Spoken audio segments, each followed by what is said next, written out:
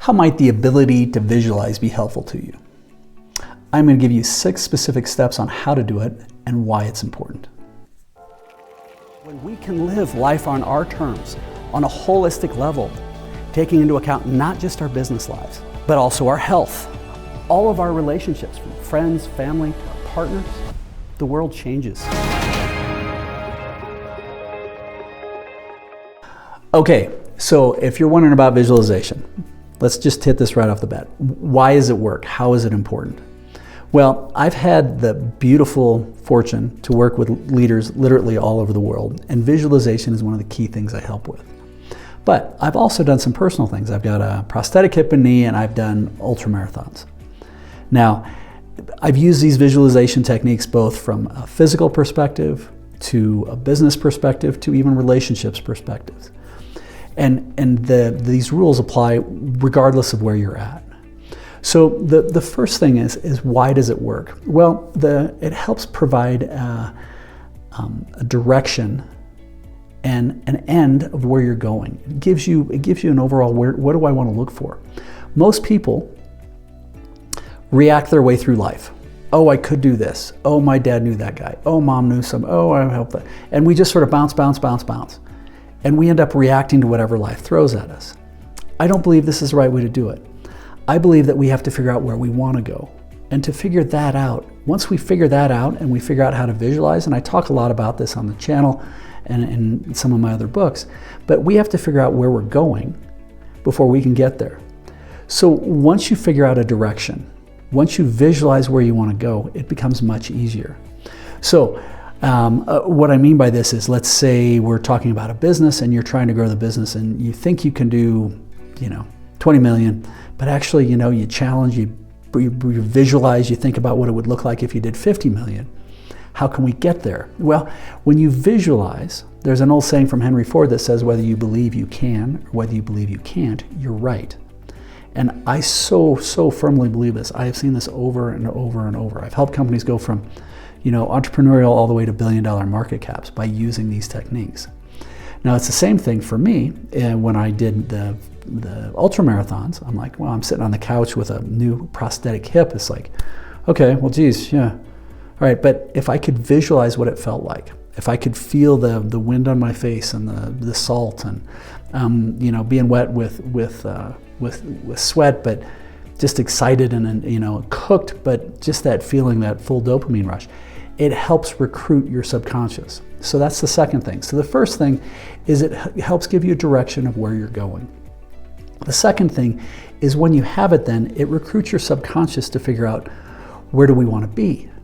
Now, what I mean by this is that there's certain parts of our brain that our brains can't distinguish the difference between a crystal clear visualization of something that could be and where we are today. It doesn't know the difference between those things. In fact, it hates that. So if you visualize, yeah, you know what, I want it to look like this and this is where I want to be, your brain is going to be like, okay, yeah, no, that isn't where it is today. So we're going to help, and it recruits your subconscious to help make the right decision so that becomes possible. So again, using the endurance events as an example, I didn't just sit on the couch and visualize, okay, yeah, I'm going to run a 50K and this is going to feel great. And even though with my prosthetics, it's like, no, my subconscious is like, dude, you're not there. You're going to have to lose some weight. We got to get a coach. You got to figure out your nutrition. And you know what? You got to get up every morning at 5 and go put your miles in. Suck it up, buttercup. So it didn't mean that it was necessarily easy, but it became much easier when my subconscious is like, hey, no, this isn't where we are now, and you need to make the right decisions so that those things become reality. So if it was 5 in the morning and it was 0 degrees and it's like, ooh, the wind's blowing, it's like, ooh, it's terrible. And it's like, yeah, suck it up, better put some more clothes on, let's get going. So it helps you recruit your subconscious to make the right decisions so that the outcome you visualize becomes more of a reality. And I have seen this over and over and over again. Now, part of that is the third thing, and it's going to help you say no. So often, especially with really smart people, or people who are really driven, it's like, oh wow, we could go do this, and they get focused on this for a little while, and they're like, yeah, but look at this. Ooh, this is shiny and pretty, and we could go do this. And you end up bouncing back and forth, don't become very effective at all. But if you visualize, here's where we're going, and you start creating a path of what it could look like, and it'll meander and you don't know where you're going. But this is where you're going, but you're not exactly sure how you're getting there. This shiny object comes up and goes, yep, shiny object, no, I gotta stay focused on this. No, staying focused on this. Nope, no, here's where we're driving. This is where we're driving to, is this. And that ability to say no, having that as a forcing device to say no, is incredibly powerful. So again, when we start getting back into the mechanics, we've defined a visualization of what amazing looks like. Great. Then it's going to help you recruit your subconscious to make sure that you're making the choices that are the right choices to make that happen. So it becomes in alignment with what you're seeing and what reality is. It's going to allow you to say no. And the next thing, number 4, is it's going to allow you to hit first things first. When you start saying, okay, here's where I'm going, what do I need, here's where we are, there's a lot to do there, it's okay. What is the steps, what do we need to do to get there? How are we going to get there? What is the process? And it'll actually start to become clearer and clearer on, wow, well, we definitely have to take care of these finances first before we can go out and make these investments here. Or maybe we need to get smarter about this, or maybe we need to get a coach, or whatever those pieces are. But it'll help you to identify first things first. And then once you start identifying that, then the pieces usually sort of fall in line with each other, and it's going to help you build a plan. It's going to identify a plan and the steps and the process that are likely to get you there. You may have to adjust, but that's not uncommon. But if you keep visualizing on what that looks like, here's where we're going, great, then how are we getting there? A very, very simple version of this is, I look back to when JFK, President JFK, in 1962, the Russians were kicking our butt. And he made a very well-known speech that said, we're going to send a man safely to the moon and back by the end of the decade. This was huge. It was crazy. But he had that was a very clear visualization for people. We're going to send somebody up to that rock in the sky and back safely by the end of the decade. How are we going to do it? I don't know. We're going to take 2% of our GDP and we'll figure it out. But the visualization was there, and suddenly it became a forcing device for everybody to start seeing, oh, this is where we want to go. All right, what's it going to take? And then we were able to we created that visualization, all the plans and everything. And then you create that plan. He set a date to it. That's always important. And it helps create that structure, the plan that happens.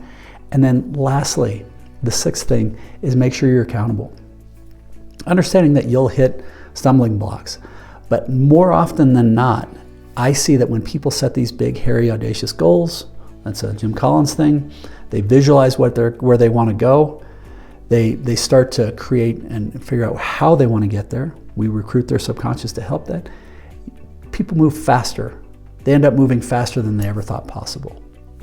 Now, one area that I use specifically that I work with, and you can go to our website at lifeon-yourterms.com. But I've worked with a lot of senior leaders, and they're like, what does success look like for you on a holistic level? And people say, oh, I want more money, I want to fly private, I want to go to Maui, and then their heads kind of explode because they don't have that ability.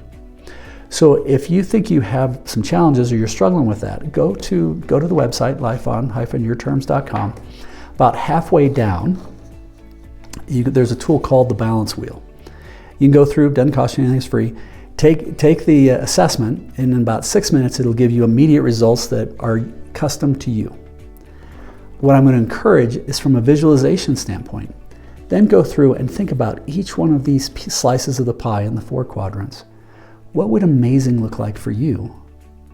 And once you start to write that out, and write 3 to 5 bullet points on what amazing looks like on a full, healthy, whole, integrated life, well, this can become your visualization on what a whole, holistic, healthy, integrated life looks like. And if you're a coach and you're interested in getting certified, we've got a whole bunch of tools that we can help you with on this. So ideally, this gives you a little bit of help and helps you understand how the ability to visualize can help you and be helpful. If you have any questions, feel free to reach out at lifeon-yourterms.com. Please leave some comments, subscribe to the channel, check some other stuff out. Thank you very much for investing the time. Keep smiling.